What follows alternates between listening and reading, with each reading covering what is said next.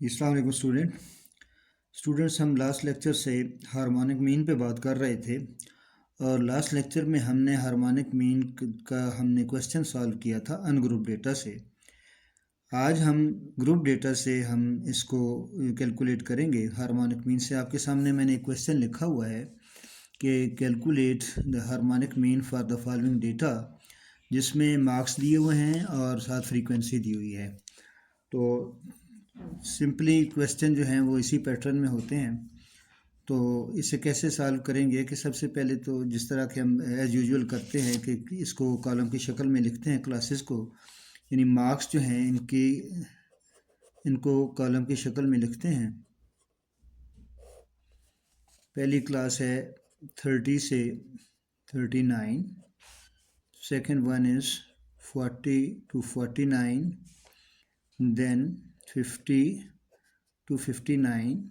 ये क्वेश्चन से ली जा रही हैं क्लासेस। और उसके बाद है 60 to 69, 70 to 79, 80 to 89 and 90 to 99। ये हमारी क्लासेस दी हुई हैं क्वेश्चन के अंदर। ये ज़रा गौर से देखें एंड तक, ठीक है। उसके बाद अब हम इसे सॉल्व करने जा रहे हैं। तो क्लासेस को हमने जब लिख लिया तो हल सॉल्व करने के लिए मार्क्स जो दिए गए हैं क्लासेस के अंदर, क्लास लिमिट्स हैं हमारे पास, इनका हम मिड पॉइंट फाइंड आउट कर लेंगे। तो मिड फ्रीक्वेंसी लिखने से पहले ये मिड पॉइंट हम एक्स से ज़ाहिर करते हैं, ठीक है। और कैसे कैलकुलेट होता है? Lower limit plus upper limit divided by 2। तो 30 प्लस 39 को जब ऐड करेंगे ये 69 बनेगा, 2 पे डिवाइड करेंगे तो हमारे पास जो आंसर आएगा 34.5 आएगा, ठीक है। इसी तरीके से हर क्लास का mid point 40 plus 49 divided by 2 करेंगे तो हमारे पास आ जाएगा 44.5, देन 55.5। इसी पैटर्न पे तमाम क्लासेस का मिड पॉइंट फाइंड आउट करेंगे। देन 65.5, सॉरी ये 54.5 and 64.5 and then 74.5 and then 84.5 and 94.5। तो इसको कैलकुलेट करने का तरीका मैंने आपको बता दिया कि लोअर लिमिट और अपर लिमिट को ऐड करें, डिवाइडेड बाय 2 करें तो हमारे पास ये आंसर आएंगे। तो ये गलती थी, हम दरमियान में 2 मिस्टेक कर गए थे। ये 55 लिख गए थे, हालांकि 54 आना चाहिए था। ये 65 लिख गए थे, 64.5 आना चाहिए था। तो ये हमने मिड पॉइंट फाइंड आउट कर लिए। अब देखें कि क्वेश्चन के अंदर हमारे पास ये फ्रीक्वेंसीज दी हुई हैं। हम इन फ्रीक्वेंसीज को यहाँ पे कॉलम की सूरत में लिखेंगे एफ से 2, 3, 11, 20 एंड सो ऑन। तो 2, 3, 11, 20, 32, 25 एंड लास्ट में 7। ये क्वेश्चन के अंदर हमारे पास इधर आगे दिया हुआ है। अब देखें कि फार्मूला हमारा जो ग्रुप डेटा के लिए वो क्या है हार्मोनिक मीन का, कि H is equal to sigma F divided by sigma F over X, ठीक है। अब फार्मूला हमारे पास ये है। इस फार्मूले के मुताबिक हम अपने क्वेश्चन को टैकल करेंगे। सबसे पहले गौर करें, सिग्मा एफ दिया हुआ है। सिग्मा एफ क्या है? एफ का सम। ये जो एफ का कॉलम है इसको जब हम सम करेंगे तो हमारे पास आएगा 100। आप कैलकुलेटर से करके चेक कर लें, ठीक है। उसके बाद है F over x. F over x वाला कॉलम बनाएंगे, फिर उसका हम सम ले लेंगे।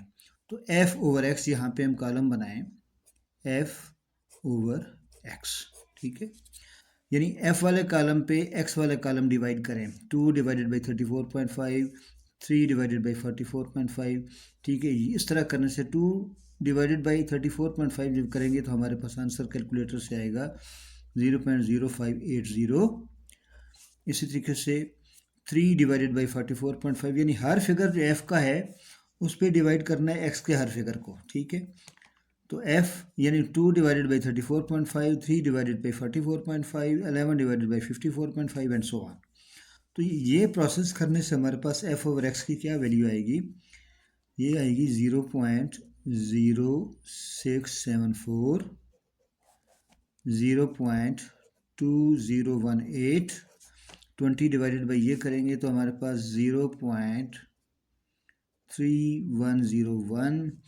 32 डिवाइडेड बाई 74.5 करेंगे तो हमारे पास 0.4295। 25 डिवाइडेड बाई ये करेंगे तो हमारे पास आएगा 0.2959 और लास्ट में 7 डिवाइडेड बाई 94.5 करेंगे तो हमारे पास आएगा 0.0741। अब इस कॉलम का हम सम ले लेंगे क्योंकि फार्मूले में हमने यहाँ पे वो पुट करना है।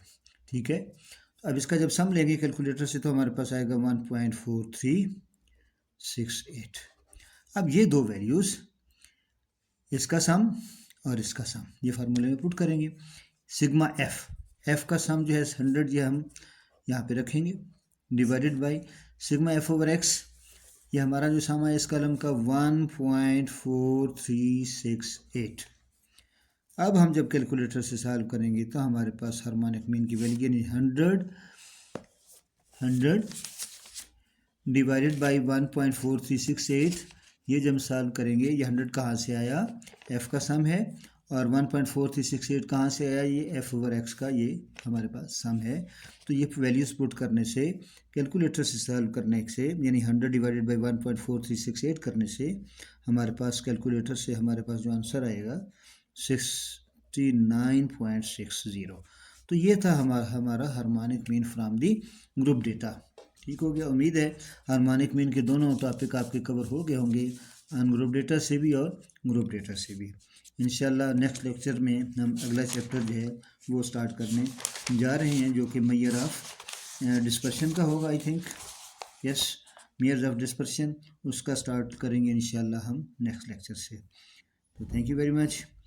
उम्मीद है लेक्चर पसंद आया होगा, बात कुछ समझ आ गई होगी। सब्सक्राइब करें, दोस्तों को शेयर करें। जज़ाकल्लाह।